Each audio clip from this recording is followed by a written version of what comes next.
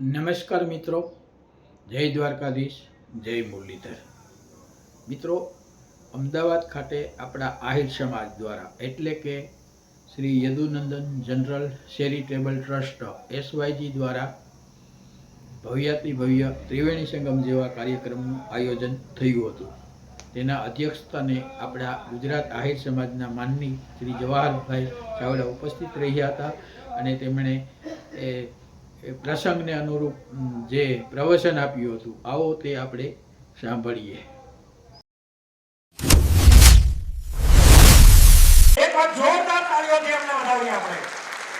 અહીં ઉપસ્થિત સમાજના ભાઈઓ બહેનો, માતાઓ, દીકરાઓ, દીકરીઓ,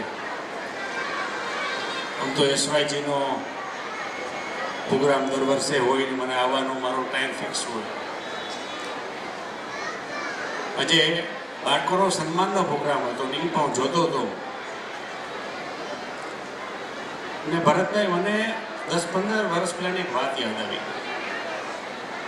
જુનાગઢમાં બાળકનો એક સન્માન પ્રોગ્રામ હતો અને વિઠ્ઠલભાઈ રાદડિયાની પોતાની સંસ્થા હતી, એની અંદર હતો.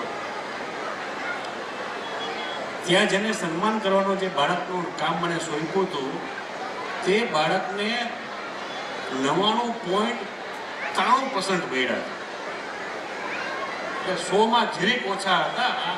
બધા ગુજરાતનો રેકોર્ડ હતો. એટલે પર્સન્ટેજ સાંભળીને હું મૂંઝાઈ ગયો. મારા વખતમાં એવું હતું 35% પાસ થવાનું હોય, 50% છોકરો બહુ સારો 50% મળતા, 60 તો પાર્ટી થાય, 70 કલ્પના બહારના હતા. ડોક્ટરોને 65-70 એડમિશન મળી જતા. જમાનો આખો અલગ હતો. આ અલગ. અત્યારના બાળકો ખબર નહીં શું ભણે છે, શું ખાય છે.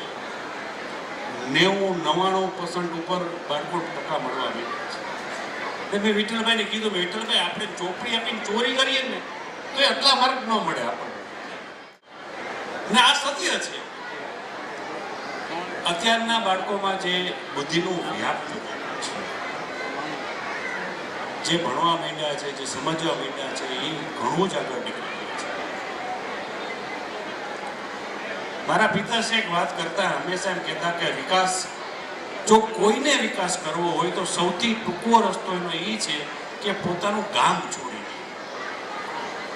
જે ટીંબો છોડી શકે છે એનો સૌથી મોટો વિકાસ થાય છે. એમાં તમને બધાને અભિનંદન આપવા પડે કે તમે બધા ટીંબા મૂકીને જ આવ્યા છો. ને તમારા વિકાસનું કારણ પાછું એક છે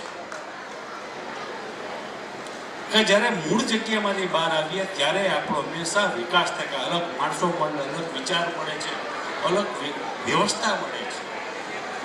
ને નવી જગ્યામાં ગયા હોય તો ત્યાં આપણે નાની મોટી શ્રમ પણ નથી લાગતી, ને જેને કારણે આપણો વિકાસ થાય છે. ને દુનિયામાં જેટલા માણસો વિકાસ કર્યો એનો પાયામાં એને પોતાનો સ્થળ મૂક્યો છે. એમાં ધીરુભાઈ અંબાણી પણ આવે ને મારો બાપો પણ આવ્યો. એનું ગામડું મૂક્યા પછી જ અમારો વિકાસ થયો. તમારું કારણ એ જ છે. અત્યારના બાળકો ઘણું ભણવા માંડ્યા છે, ઘણા આગળ જવા માંડ્યા છે. પણ અત્યારે લોકશાહી દેશની અંદર કે અત્યારના જમાનાની અંદર સૌથી જરૂરી 3 વસ્તુ. તમારી પાસે કેટલો માલ છે, કેટલી સંપત્તિ, કેટલા રૂપિયા છે તમારી પાસે, આ હિસાબ પહેલો થાય છે. બીજો હિસાબ કયો, તમારી સત્તા કેટલી છે. ત્રીજું, તમારી પાસે શિક્ષણ કેટલું છે. આ 3માંથી એક વસ્તુ તમારી પાસે હોય તો કે વાંધો નથી આવ્યો, ને 3માંથી એક વસ્તુ હોવી ફરજિયાત છે. રૂપિયા વાળું થવું છે, કમાવવું છે, તો પેલા આપણું ગામ મૂકી દેવું પડે. તે તમે કરી દીધું છે. બીજી વાત, સત્તા પ્રાપ્તિ. તો સત્તા પ્રાપ્તિ માટે મત જોઈએ. મત તો આપણે ઓછા. હું પૂછતો કેટલા છે, કેટલા ઘર છે, કેટલા આપણા માણસ છે, કેટલી આપણી વસ્તી છે અમદાવાદમાં. મને એટલે કીધું 20,000 આપણે છીએ, વધી 20. બરાબર ને? આંકડો સાચો મળ્યો છે ને મને? તો માથું ધોલાવો, ખબર પડે હું સાચું બોલું છું. એટલે 20,000 આપણે ગામમાં છે. પણ આપણે દરેક ગામમાં, આ ગામની અંદર છૂટ છવાયા છે. અલગ અલગ વિસ્તારમાં, અલગ અલગ વોર્ડમાં છે, ને જેના કારણે આપણી સત્તા પ્રાપ્તિ નથી થતી. આપણે એક ટિકિટ કોર્પોરેટરની જોતી હોય તો તે મળવી પણ બહુ કઠિન છે, કષ્ટવાળી છે. કેમ? આપણી પાસે લીવરેજ નથી. તો સત્તા પ્રાપ્તિ કરવી હોય તો, અને આપણા મત ન હોય તો ત્રીજો રસ્તો છે શિક્ષણનો. જો શિક્ષણમાં આપણે ત્યાં પહોંચી શકીએ, એટલા શિક્ષિત થઈ શકીએ તો આઈએસ અધિકારી બની જાય તો ગામનો કમિશનર બની શકીએ. આ ગામમાં એક જ મત આપણો ને આપણે કમિશનર બનીને આવી જાય તો ગામની સત્તા આપણી પાસે આવી જાય છે. એ ત્રીજી વાત શિક્ષણની આવે છે. એમાં તો સન્માન થાય એટલે મને ગમે છે. હું શિક્ષણનો માણસ છું. શિક્ષણમાં જ આગળ આપણે જવું જોઈએ એ વિચાર સાથે મેં ચાલનારા માણસો છે. શિક્ષણ પ્રાપ્તિ તે કેવી રીતે કરવી? પેલો જૂનો જમાનો જે હતો એ જમાનો એવો હતો કે આશ્રમમાં શિક્ષણ પ્રાપ્ત થતું. ભગવાન શ્રી રામ હોય તો રાજાનો દીકરો હતો. એની સ્કૂલ ને કોલેજ ઘરે આવી શકતી હતી, એને ટીચરો ઘરે આવી શકતા હતા. તો પણ દશરથ રાજાએ કીધું નહીં, મારો દીકરો ભલે ભગવાન હોય, ભલે રાજાનો દીકરો હોય તો પણ આશ્રમમાં જઈને શિક્ષણ લેશે. એ રીતે આપણા ભગવાન શ્રી કૃષ્ણ નંદની ઘરે કઈ ઘટતું નહોતું, પણ ભણવાની વાત ત્યારે આવી ત્યારે કીધું કે મારો દીકરો આશ્રમમાં જશે. ભગવાન શ્રી કૃષ્ણ કે ભગવાન શ્રી રામ હોય, એનું શિક્ષણ પ્રાપ્ત કરવા માટે એનું પોતાનું ઘર મૂકી અને આશ્રમમાં ગયા. કારણ શું? ઘરે ભણી શકાય છે. અત્યારે તો વધારે વધી ગયું છે. મારો એક છોકરો ને એક દીકરી, આમ તો માલ ઘટી ગયો એટલે વાલા થઈ ગયા છે, એટલે મૂકવા નથી. અમારા વખત વધારે હતા. હું આખી જિંદગી બહાર ભણ્યો છું. મારા બાળકો આખી જિંદગી હોસ્ટેલમાં ભણ્યા છે. હોસ્ટેલનું શિક્ષણ તમે કયો, આશ્રમનું શિક્ષણ કયો, તેમાં અલગ વસ્તુ છે. ને એ અલગ વસ્તુ એ છે કે તમને કોકની સત્તા નીચે જીવવાનું છે.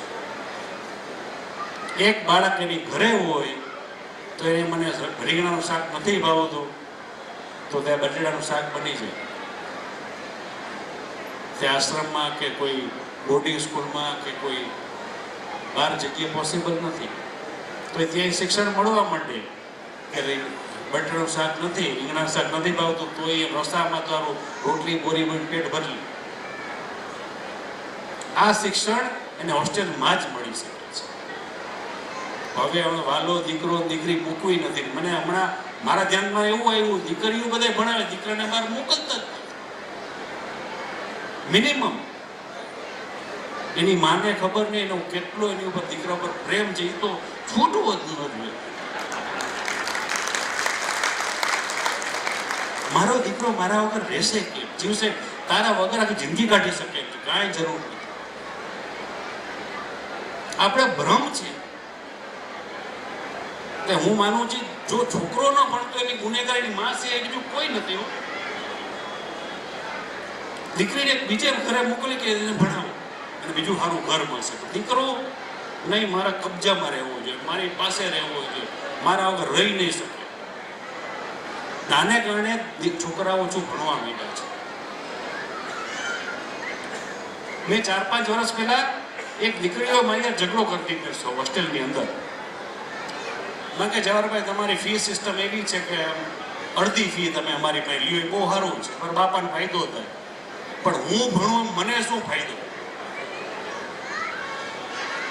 હું વધારે ટકા લઈ આવું, હું વધારે ભણી લઉં તો મને કોઈ ફાયદો તમે આપી શકો એમ છો?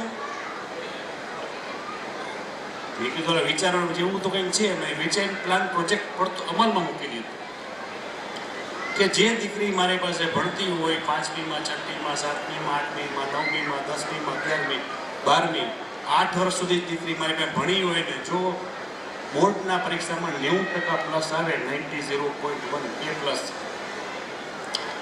તો એના બાપે આપેલી સંપૂર્ણ ફી પરત આપી દીધી.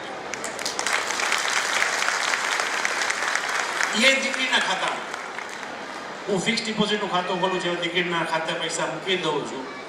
એ 5 વર્ષના, 7 વર્ષના, 10 વર્ષ જેટલા રૂપિયા પહેલા બધા પાછા આપી દેવા કે તે દીકરી મારી છે, હું તારે બાપે આપેલા પૈસા તને હું આપી દઉં છું, તું વાપરજે, તું મજા કરજે. આવું મેં છોકરાની સ્કૂલમાં જાહેરાત કરી. આ વર્ષે મને 25 છોકરી એવી હતી જે 90% પ્લસ જેના પૈસા મારી પાસે લઈ ગયા. મારી પાસે 25 છોકરી. ને છોકરાની સંસ્થામાં એક જ